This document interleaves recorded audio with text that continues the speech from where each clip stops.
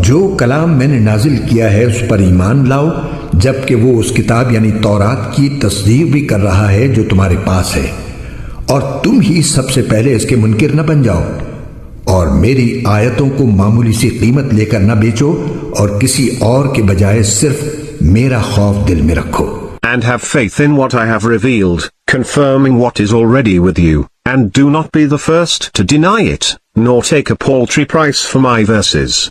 Fear me alone.